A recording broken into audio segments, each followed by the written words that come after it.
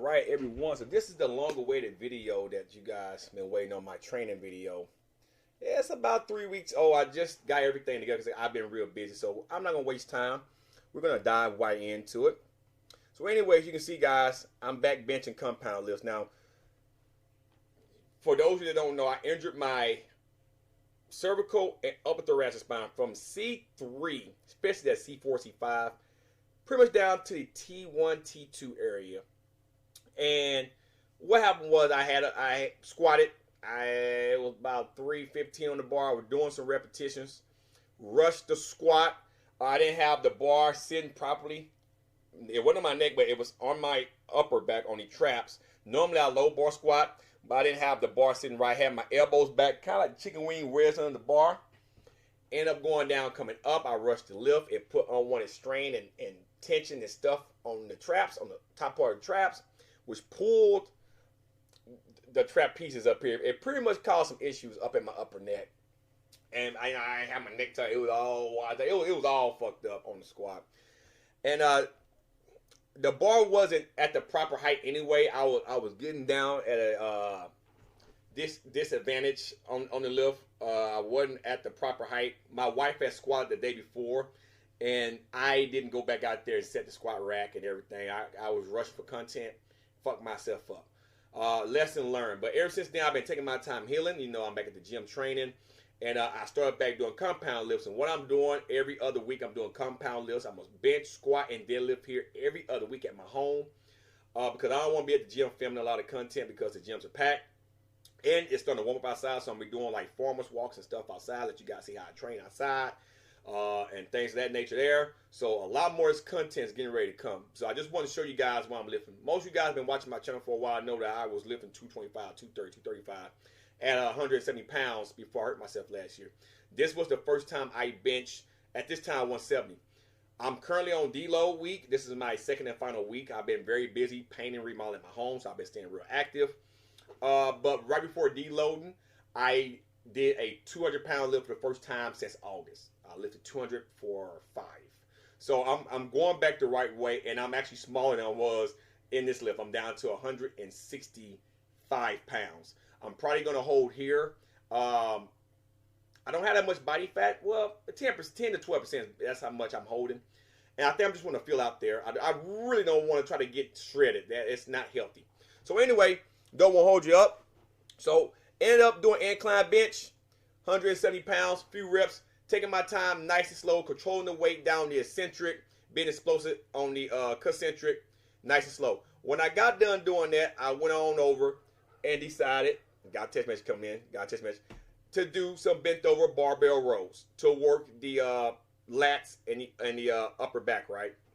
Mainly trying to be as parallel as you can comfortably to the floor. Go down, and I'm pulling it right. When I pause it, it's going right towards my navel. Dragging up the legs right towards my navel. Working really the lats, the latissimus dorsi muscle. This muscle right here. Right?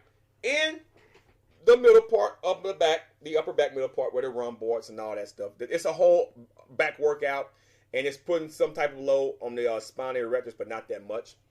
So the stabilizers are getting a real good workout. 135 pounds, couple of reps, nothing crazy. Went back, did another set, same thing. Nice and slow on the concentric. Notice my elbows, they're not flared like this here. They're tucked, going down, going up, going down, going up. Really focusing on the clavicular head and stretching it out. Now, you might be wondering why I'm not doing a lot of repetitions. That's because I'm going back and forth with exercises. I'm actually going to pyramid up, and then I'm going to be pyramiding down. Now, I didn't record the pyramiding down because it's boring. Number one, to just see me go down and do less reps on the way down. But I'm not trying to wear myself out, and I'm doing a lot of compound lifts, so there's a lot of muscles being taxed. That's going to cause fatigue and recovery issues if you do a lot of volume doing these compound lifts. So 4 on the bench, 4 on a row. Now I'm going to go for 5 on the bench, and now I'm going to do 5 on the row. Once again, nice and slow on the eccentric, the lowering phase. That's when we do most of the tears and muscles. And I'm being as explosive as I can on the concentric. Now, of course, going from one lift to another one, you're going to get tired, which is one of the reasons why I'm not trying to shoot for volume here. This is mainly reworking my stabilizing muscles. This is mainly working the big muscles as well. I like doing a lot of isolateral lifts with dumbbell stuff. I do that at the gym on the machine, so I won't have muscle imbalances, because I do my right side look bigger than my left, because I used to do just exclusive compound lifts and not really the dumbbells. But now I'm incorporating a lot of dumbbell movements as well. And once again, the row, nice and slow. The lift starts at the feet, guys. I'm pressing down in my feet to pull that weight, believe it or not. Now, so after I pyramid all the way down, I did a drop set. Try to go down to 135, and like I said, I went down. I went 5 up, and then 4, 3 down, and then did the same thing on the bent over barbell row. Now I went down to 135. Then I'm trying to squeeze out 10, 12 reps. I'm not for sure. I wasn't even counting on when I started lifting on the screen here. But I'm gonna do as many as I can, and then I'm gonna go over and I'm gonna try to row as many as I can. And at this time, I'm fatigued, because once again, I pyramid down. The weight on the row stayed the same at 135, but you know, I'm beat up already, and it takes time to have this type of endurance. It takes time to build the mindset and willpower to push this hard. Newbies don't need to do this at all, and I'm not advanced. I'm in the intermediate phase right now, but newbies don't have to do what I'm trying to do. They can do 5 to 8 reps with a good, decent weight and start to see some changes after a few sets. So I'm trying to burn out my chest. And guess what? I'm not going to be done. If I get done doing the bench, I'm going to do some more stuff for the chest. So I'm not going to be done. I was just trying to squeeze as many reps as I can. So I got on up. I'm tired. I'm burnt out, as you can see. But it felt good to be able to start benching again. I really missed benching, doing the barbell lifts. Came back over, bent on down, got the bar, and I'm going to try to flatten my back out. You want, spinal awareness. Come up. Go down, and like I said, I'm rolling towards my name. Now, I'm exhausted. At this time, the back is like, hey, asshole, ease up off me. I can only give you so many reps. And so once I get done trying to rep the normal way like I'm doing right here, I'm end up doing some pendulum rolls, which pretty much rolls off the ground going straight up, because I really couldn't do any damn more. So I'm doing pendulum rolls at this point, trying to pull and get every little ounce of repetitions I can out of this workout. I'm really trying to fatigue the back. I bad back, so I wouldn't hit my knees, by the way. You don't want to hit your knees on this. It's going to fuck your knees up. So just bending down, being explosive, coming up, trying to get my spine neutral, pull. And I'm pulling right towards the chest, right towards the nipple line of the chest. It really builds the upper back, the rhomboids, the spinatus, the teres minor and major muscles, supinatus muscle. It works all the upper back and not so much the lats. Still get a workout, but it's really going to drive in the upper back. I'm going to pull one more time. Wham, bam. Put the weight down. That's it. No more now. So I want to have a muscle imbalance and really put some more tax on the stabilizing muscles. I wanted to do dumbbell. That's 50-pound dumbbells. Nice and slow. I really want to tire out that chest. And this really does tax the stabilizing muscles. So when you go do compound lifts, the stabilizer will be stronger, therefore you can push more weight on a bench. So isometric movements with free weights, not machines, really taxes the stabilizing muscles. When you have machines are usually cable driven, so the stabilizing muscles are still in play, just not to the extent as it is when you do a dumbbell movement like this here, because you have to be able to stabilize your core and everything to pick that weight up. And then lay back down again. We got some 20s. Now I'm doing shoulder press, and notice how I'm pressing the weight. I call this pressing around the world. Notice how I'm pressing the weight. See how my arms are? They're in the sagittal plane, right? They're not frontal. Frontal exercises are right out direct to the side of you. Sagittal is right in this motion here. In this motion here. Pretty much angle in, midline, like you are adducting. Adducting. Abducting is away from midline. Adducting is toward midline. So anything from here to here, like an abducting movement, is known as sagittal plane. Anything out to the side is frontal plane. And anything that starts here like I'm doing, right? I'm pretty much working in sagittal, but coming back towards frontal. If I had something like, say, side raises, and I came down, now I'm bringing it in and going back to the side raise like this here, that would be known as multiplanar exercise. I'm working frontal and sagittal plane. But I'm mainly in the sagittal plane, and I'm putting my elbow and my shoulder in the proper area so I won't have possible internal rotation. Doing pressing up like this here. Going to bring your shoulders out. Yes, it's going to take some load off of the front delt. I'll be out off the side, put more in the front. Your front does get a lot of work when you bench anyway, but when you do shoulder press, you're working the whole shoulder. So when I press up and I come down and I bring it in, now I'm working the upper back, some more upper chest. So I call it pressing around the world. It's a real good burner. And notice I'm using 20-pound dumbbells. They're not very heavy dumbbells because I want to get volume. Taking my time, coming in, going up, coming in, going up. And notice my elbow angle, notice my shoulder, notice the position. They're not out to the side, going straight up. They're somewhat here. Being comfortable, pressing up, going in, pressing up. Now, to fry the back some more, pull-ups. And notice I got my knees bent because I'm too damn tall, so I would touch the floor. Notice I got my knees bent. Doing all that I can. Overhand pull-ups. This really tests your back strength. If I was to do underhand like pull-ups, that's more, this is more of a chin-up, more of a traditional pull-up like this here. The biceps come into assist, so you can pull yourself maybe 1 or 2 more reps. It still works the back, but I don't really like putting my biceps in that type of strain, knowing I'm going to do some curls. So I really want to fry the back doing pull-ups. And I cross my feet at different angles. So the first set, it was like this here. The second set, they're like this here. And notice I'm twisting as I pull up. Now I'm going to do some seated lat pull downs. Notice how I'm taking my time. And I'm sorry about the camera angle. The camera's a little bit crooked. Notice how I'm taking my time coming down. And I'm letting the weight. I'm fighting it as it goes up. The eccentric, the lowering phase is where you do most of the damage, right? So I'm contracting here, and then this is the eccentric. That's tearing. It's a little bit reversed, right? So that part there, going back up, letting my arms really stand out, that's doing all the tearing. That's tearing. On the bench, this is doing the tearing, and then you're contracting. Here, I'm contracting first. Then I'm letting the weight go up slowly. That's tearing the muscle. Now, you don't have to do anything behind the neck because people think that that's dangerous.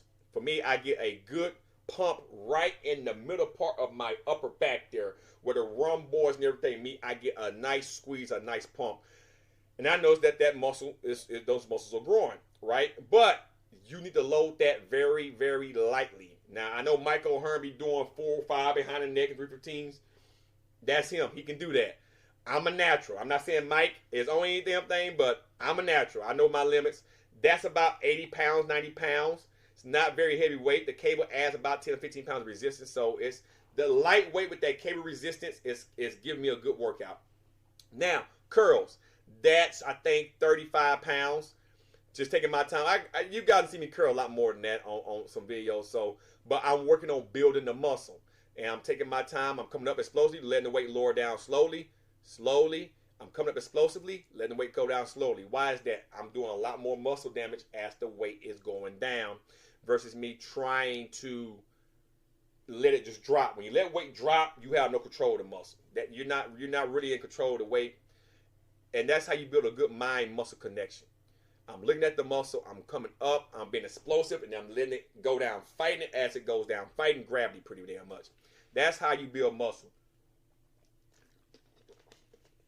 Over time, as you build muscle, the strength will go up. The bigger the muscle, a lot of times, the greater the strength. Now, to overcome that, if you will train strictly for strength, right? That's a nervous system driver.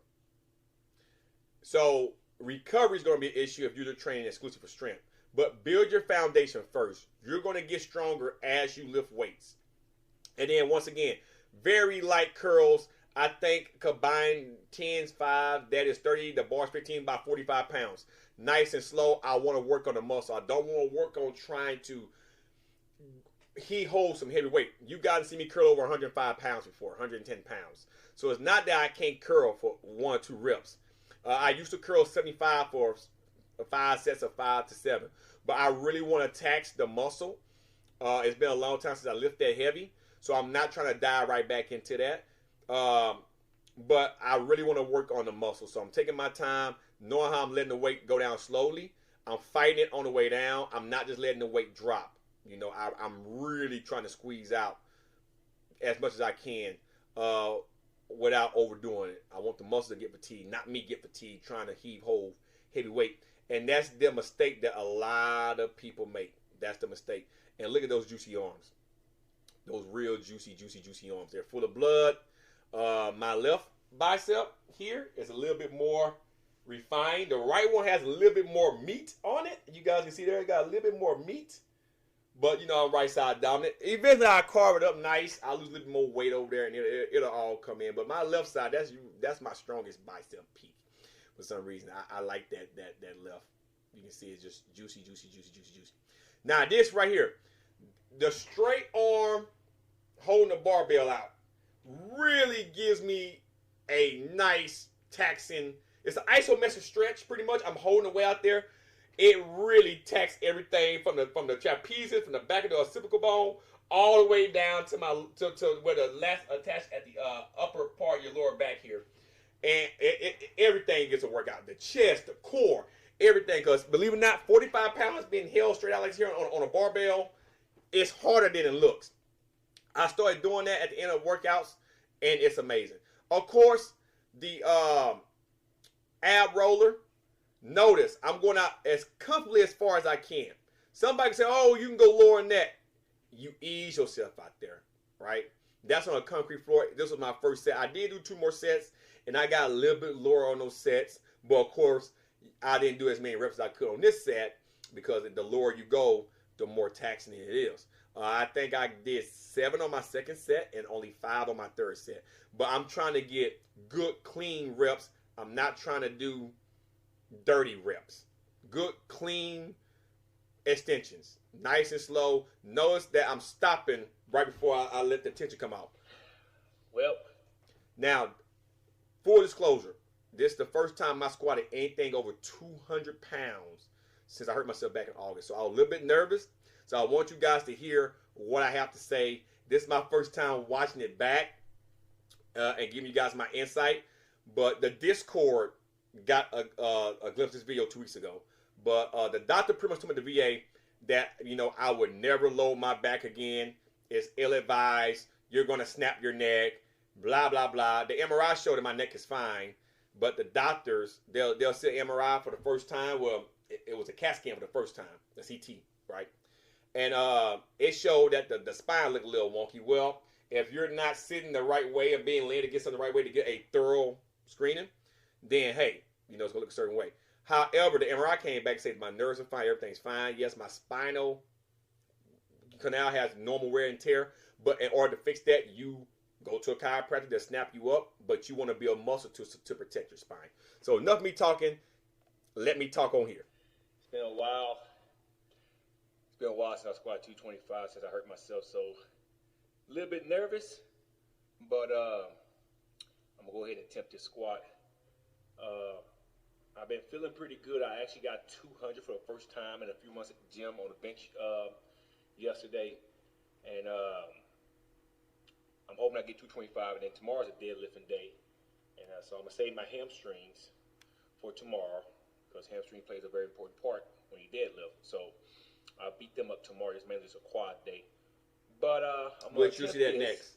And hopefully I get it. I feel pretty good. I did 205.5.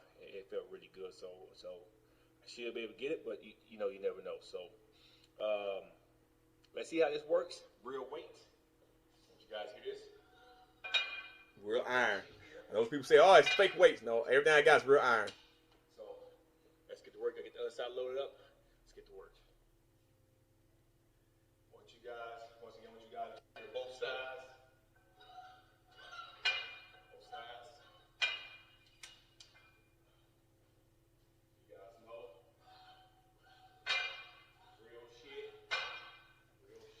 Because a lot of people say that they're fake weights, fake weights, fake weights. So. In this video, I weighed 167. I'm putting clamps up. I'm trying to find all the clamps and stuff. And at the same time, I'm preparing my mind for this lift, because I was actually nervous. But in my mind, I'm like, okay, if I can do 205 or 5 for a couple of reps, I should be able to get 20 more pounds. But believe it or not, 20 more pounds on a squat, Here we go, man. Here we go. it's hard. It's a lot. First time since August. I hurt myself last year. So it's been 6 months. Almost 7 months. 6 months at this time. Let's see if we can get this. Last time I squatted 225. And I got it for 3, and I felt very happy. And I did 2 more sets after that, just 3 to 4 reps, nothing crazy. And notice how my elbows tuck straight down, I'm getting into the bar. Last time it was out rushing that squat, and you see the blue tape now. So where the racks are, I know that's my proper height. When my wife uses, she's 1 pintle down. She's 1 peg down. So nice. All the way to depth, going to parallel. Right there, boom, parallel, getting down to depth, coming up, being explosive. Controlling the weight all the way down, coming up. I mean, it moved easy, and I was very happy with that. And I probably could have got a 245, 250, but like I say, those days are coming. Next time I squat, it's coming back. I'm going to do one more set. Yeah, I did 2 sets. And that's it. I don't want to kill myself. I'll probably drop it all the way back down to 135. Which I did. And just do a set, rep it out. And then go on my leg extension over here and do a couple sets on my left leg. And that's it. That's what I did. I got to do some cardio. I don't want to beat myself up too much because I'm deadlifting tomorrow. So. And this, I just showed this footage because my leg day, I really did a squat and then I did some leg extensions. Now, this is my deadlifting day here. All right.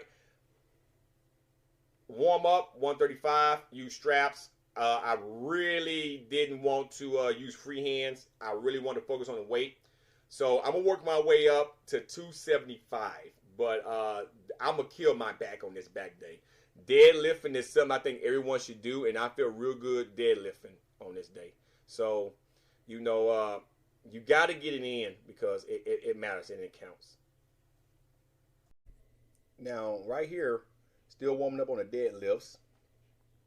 Nice and slow, going down, lowering the weight down. Really taking my time, focus on the eccentric. Because the eccentric is what matters when you're doing any type of lift. That's when you're doing the most micro tears. Just trying to get a mind muscle connection as I warm up. Because you want to warm up when you deadlift. You don't want to do anything stupid. Now I'm up to 225 once again using straps. Because I really wanted to focus on lifting the weight, not so much my grip strength. And which I'm a trained grip. I usually train off camera. But I'm going to show you how I train grip in one of my workouts coming up. Anyway, 225. First time in over 6 months, it flew up. It felt really, really, really, really good. I was very happy. As you can see, that I can still pull. Even though 225 is not heavyweight, that is usually a milestone when you first deadlift. You want to get 225. You got to see me pull 405. I have a 500-pound trap bar deadlift on here, but at that time I was like 205 pounds, 250 pounds when I pulled that. So the goal is to get back up to 405 pounds at this current body weight and then try to pull that 500 pounds on the trap or conventional. So as you see, I'm up to 275, weights flying up, feels good. So I'm fairly confident if I really want to push myself, I probably could do a 315 for probably maybe 2 or 3 reps. It's been a very long time since I went anywhere near 300. I don't think I deadlift 300 pounds in almost a year. It's been a while. Matter of fact, when I did a 1,000-pound club challenge, that was back last year, April, May. I got to run my board out there, so it's been over a year since I done pulled that much weight. But to see this weight come up real easily with good form, you know, I know I'm not just letting the weight just fall down. I'm easing it down, controlling the weight. That's what you want to do. So then I went down to 225, just do a trap workout. Pretty much, I'm picking up the way I'm deadlifting from the ground. They're doing 5 shrugs. I know like I'm rotating my shoulders, but I'm not. I'm pretty much shrugging it up. The weight's in front, so I'm trying to shrug my shoulders up like this, up and back a little bit. So that's what it looked like. But the weight's in front. I'm not rotating my shoulders like this here. Since the weight's in the front of me, I'm shrugging like this here. Instead of out to the side like a trap, it'll be out to the side. So that's why it looks like that. And believe you me, this is tiring. Because you're shrugging, you got to hold the weight as you shrug, and then you're picking it up from a dead stop deadlifting. So it is one hell of a workout. And I'm like, I really want to kill my traps. They're already in the stretch position when you deadlift. So I decided to go ahead and do a few more reps. I think I did 5 reps and 5 shrugs. So that's a total of 5 more deadlift reps and 25 total shrugs at 225. Pretty much up. Now I'm going to do some bent over barbell rows. And notice I'm not as, lean over as I was when I first did that. Essentially, I'm deadlifting from the ground, then I'm shrugging. So, and trust me, I'm wore out at this point. But I really want to test my nervous system, and I really want to make the body uncomfortable. It's been a while. So that's why the barbell row look like that. I'm not so far over like I normally would be if I was just trying to focus on the row. I knew I was going to be standing up and doing that. So in the corner, T-bar row. Once again, I'm rowing. I want to work the lats. I have a multi-grip T-bar row in the corner. Nothing heavy, just, what is that, 25, 45, 70 pounds at the end of a 45-pound bar. Cut the 45-pound bar in half, about 22 and a half pounds. So I'm rowing about 90 pounds on the end over there. And the good thing about the multi-grip, you can hit the upper part of your back at different angles. When you go wide, that's more center. Run boards, teres minor and major, suspinatus muscles, you name it. When you go neutral, you're hitting the whole back. And when you come in close grip, it's mainly lats. So when you do this for a few reps, changing the grip up, you're going to find out real quick you can only do so many reps because you're targeting the back in different angles. But it was one hell of a workout. It really feels good, and that's how your back's going to grow. You have to row. It's not so much doing heavy weight. It's just getting out there and actually putting weight on the back. You're putting some type of resistance on the fucking back. So that's how you do those things. And you can see I'm clearly tired. I'm wore the fuck out in this exercise here. I mean, literally wore the fuck out. I just not noticed. I'm in the same outfit as I'm sitting recording. I just not noticed this shit. Same exact outfit. Mine, I don't have my Jordans on. I'm upstairs in my office, but I'm in pretty much the same damn. Well, I got black pants on today, right? Black, and there I got the gray ones on in there. So damn near got the same identical outfit on. But so anyway, pulled the weight, tired as fuck, but I was happy. More lat pull downs, like I say, nice and slow, coming down as fast as I can on the concentric. On the eccentric, I'm letting the weight go down slowly. I'm fighting it as it drops. That's the great thing about a cable machine. Cable machine keeps constant tension on the muscle. So I am not just letting it drop like you see in a lot of videos. I'm controlling the weight. The muscle is working.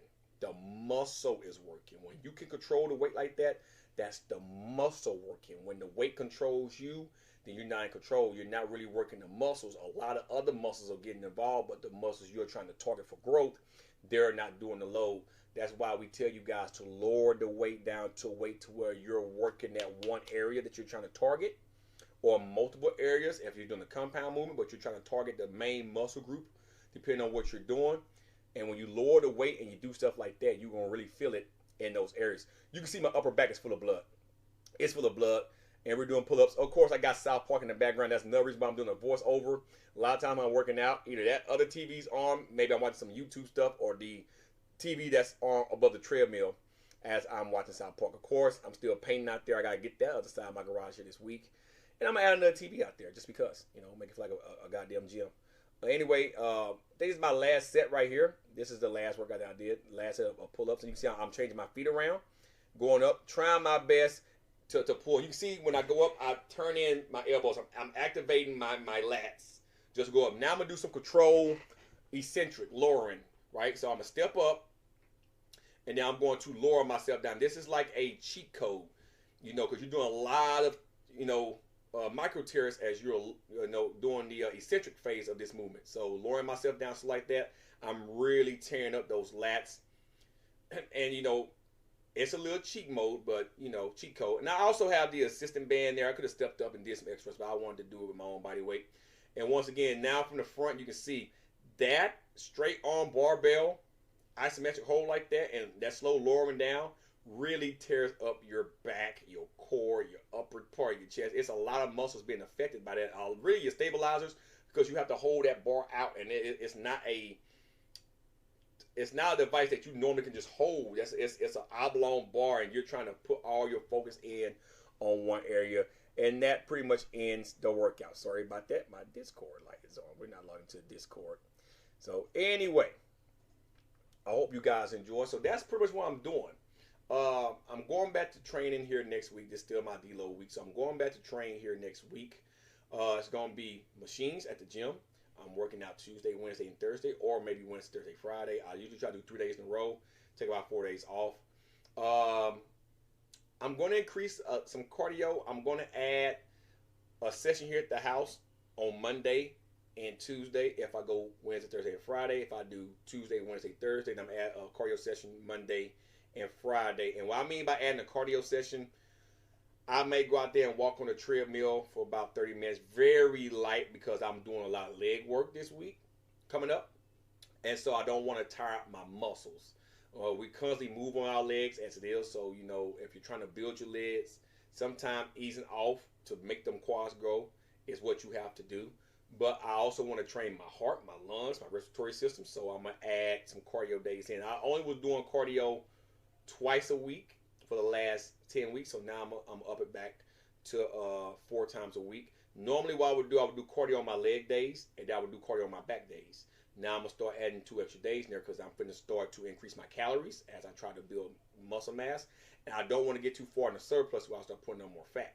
So that's going to be a thing. So the machines this week, dumbbell movements this week, and then next week after this upcoming week, the following week, so 2 weeks from now, I'll be recording more content here at the house because I'll be doing some compound lifts, compound bench press, of course squats and deadlifts. The thing is, I'm gonna have to space out my training block for that week because you don't want to squat the day before you deadlift because you're gonna be tired. So what I'm gonna end up doing, I'm probably gonna bench press on Monday, do squats on Tuesday, take Wednesday and Thursday off.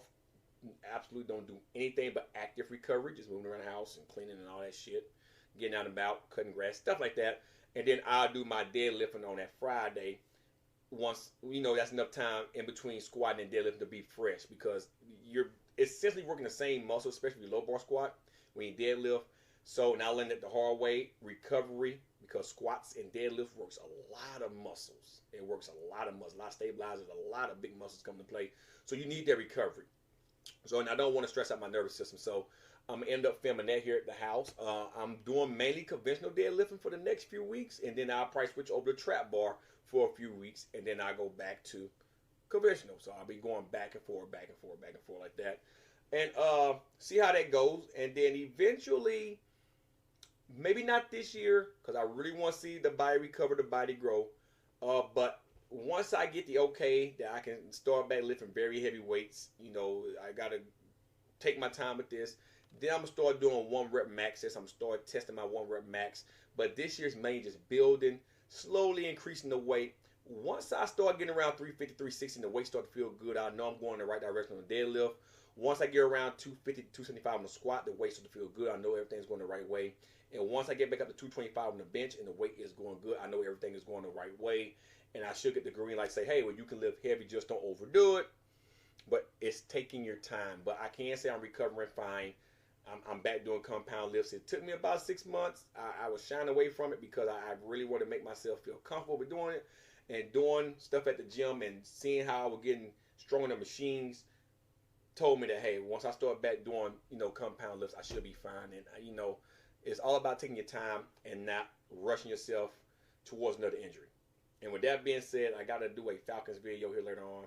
Kirk Cousins, 4 years, $180 million. Got some mixed feelings about that. So, yeah. But anyway, hope you guys enjoy. Until the next video, health is well. Do what you got to do to get in shape.